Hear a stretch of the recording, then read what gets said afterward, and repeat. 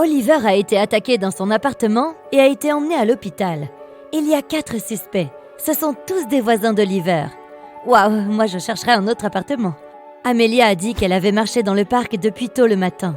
Henry a expliqué qu'il était en train de peindre dans son studio et qu'il n'avait rien entendu. Jacob a dit qu'il était en train de réparer sa voiture.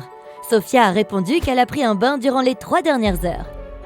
Regarde les mains de ces personnes et essaye de trouver qui ment.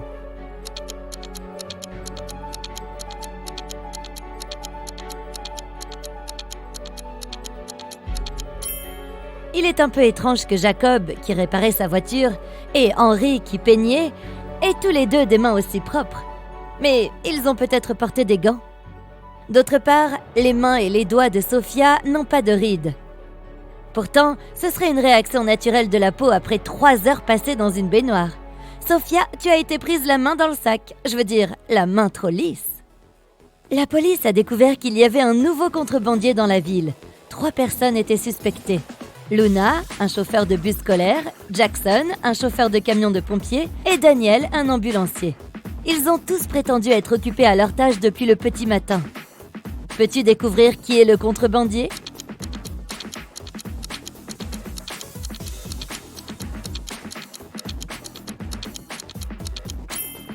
Regarde la voiture que Daniel conduit.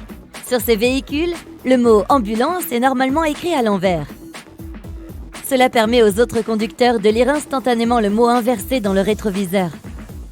Eh bien, il semble que Daniel se soit trahi lui-même. C'était le jour où Jacob était censé sortir de l'hôpital. Il y avait passé 2 mois et subi plusieurs interventions chirurgicales. Son médecin lui a dit qu'il allait s'en sortir. Jacob pouvait quitter l'hôpital en toute sécurité. Mais l'homme n'a pas cru à ses promesses. De mauvaise humeur, il est rentré chez lui à pied. Sur le chemin, il a accidentellement heurté une dame âgée. Elle s'est mise en colère et a commencé à crier sur Jacob. Mais au lieu de répliquer, il a pris la femme dans ses bras et est rentré chez lui en courant. Pourquoi ?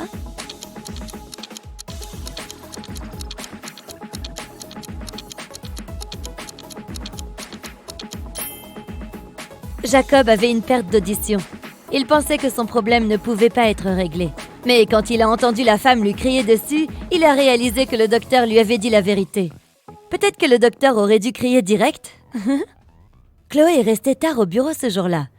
Lorsqu'elle rentrait chez elle en voiture, elle s'est sentie épuisée. À un moment donné, elle a même commencé à s'assoupir. C'est alors que c'est arrivé. Elle a fait une sortie de route et s'est écrasée contre la barrière qui se trouvait sur son chemin. Elle ne pouvait plus contrôler la voiture. Elle a glissé sur une pente raide et a fini dans un lac. Chloé ne pouvait plus bouger ses bras, ils étaient coincés. Elle ne pouvait pas défaire sa ceinture de sécurité ou ouvrir la porte de la voiture. La voiture a coulé au fond du lac. Chloé était-elle condamnée ? Les secouristes sont arrivés 3 heures plus tard. La femme était toujours dans la voiture, mais elle était vivante. Comment a-t-elle survécu ?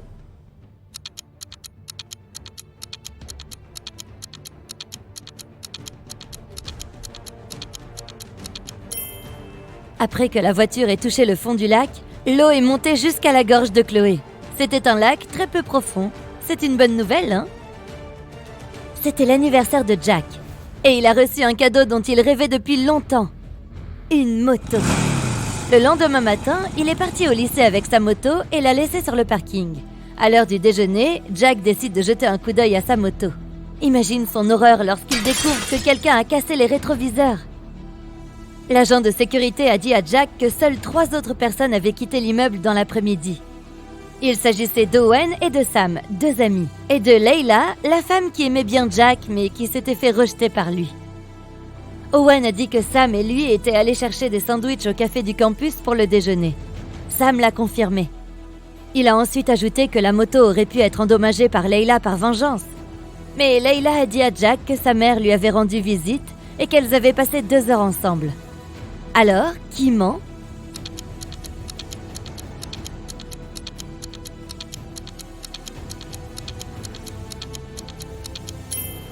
Owen a un sac en papier avec livraison écrit dessus. Ça veut dire que les gars ont commandé leur repas, pas acheté au café. Ils ont cassé les miroirs de Jack et ont essayé de piéger Leila. Pas super sympa de leur part, hein ? L'inspecteur Taylor poursuivait un dangereux criminel. Soudain, l'homme entre dans un hôpital. Oh non! Il y a des centaines de chambres là-dedans. Heureusement, il pleuvait, et le criminel a laissé des empreintes de pas sur le sol de l'hôpital. Le détective les a suivis et est entré dans une petite pièce. Il y avait 3 personnes, toutes couvertes de bandages de la tête aux pieds. Mais l'une d'entre elles est un faux patient. Qui?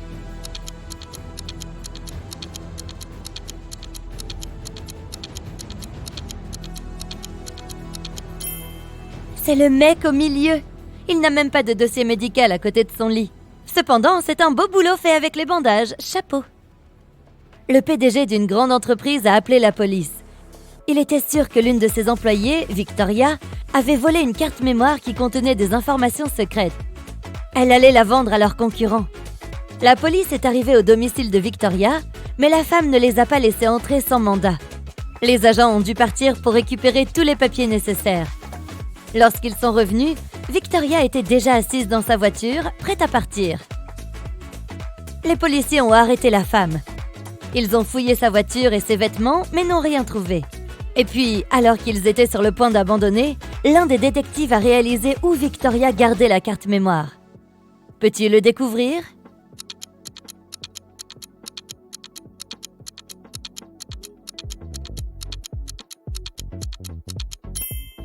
Quand la police est venue la première fois, la femme avait les cheveux défaits.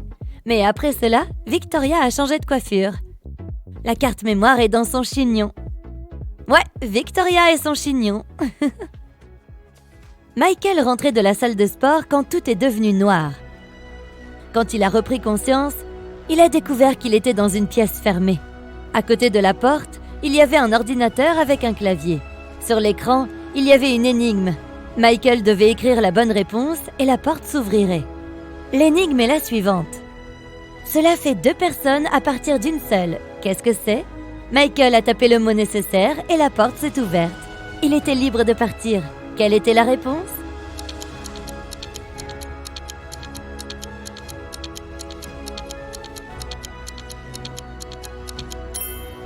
C'est un miroir. Oh, je pensais à une scie circulaire, mais celle-ci est meilleure. Et pas aussi salissante. 2 amies, Emily et Luna, se rendent dans un salon de coiffure cher et très prisé. Au début, l'administratrice a dit aux filles qu'il n'y avait qu'un seul coiffeur disponible. Mais après avoir passé un coup de fil, elle a annoncé avec joie qu'elle avait trouvé un autre coiffeur. Emily et Luna pouvaient se faire coiffer en même temps. Mais dans le processus, les filles se sont aperçues que l'un des coiffeurs était un faux. Lequel des deux?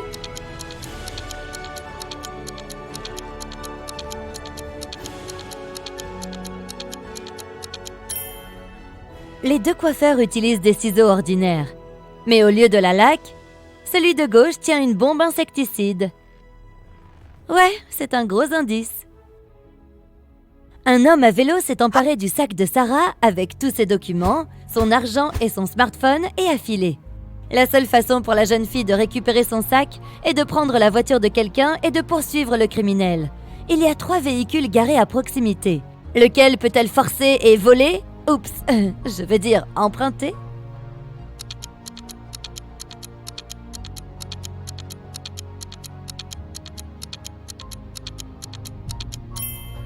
Un homme est assis dans la voiture bleue.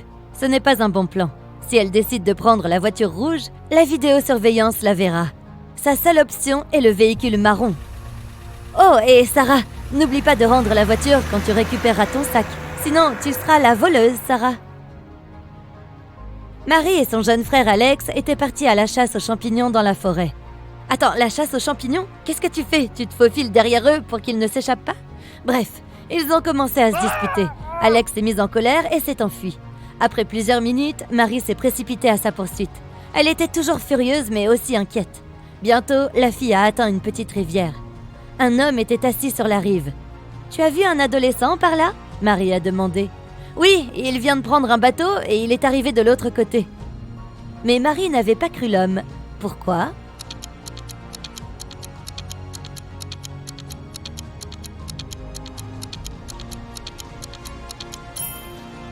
Le bateau est bien de l'autre côté.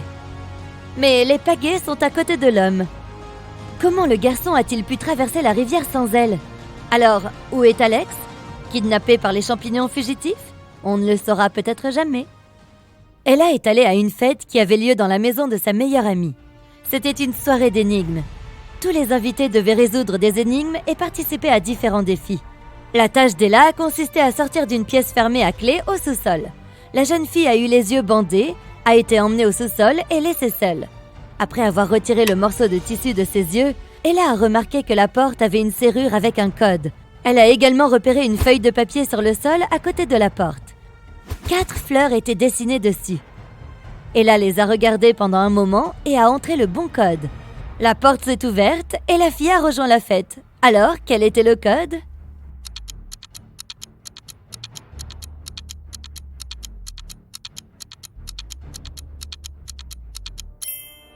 Ella a compté les pétales de chaque fleur.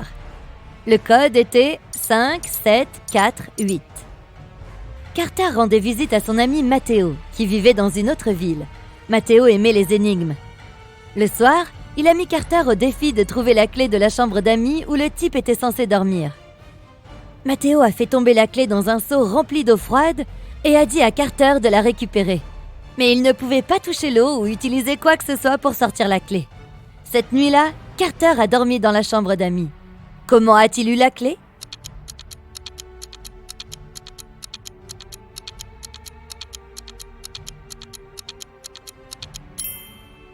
Il a mis le seau sur le feu. L'eau a commencé à bouillir et s'est vite évaporée. Après cela, Carter a ramassé la clé. Matteo a eu chaud. Nora était agent d'assurance. Un jour, une cliente l'a appelée tôt le matin. La femme était en larmes. La nuit, quelqu'un s'était introduit dans sa maison. Le temps que la femme ait assez de courage pour descendre, le voleur avait déjà pris tous les objets de valeur. Quand elle a regardé par la fenêtre, l'homme était en train de s'enfuir. « Tu te souviens à quoi il ressemblait ?» a demandé Nora. La cliente a répondu « Il faisait encore nuit dehors. J'ai compris que c'était un homme grand et mince. Il avait les cheveux bruns et portait un t-shirt à col en V. » Nora a immédiatement compris que sa cliente avait mis en scène le cambriolage. Comment l'a-t-elle compris ?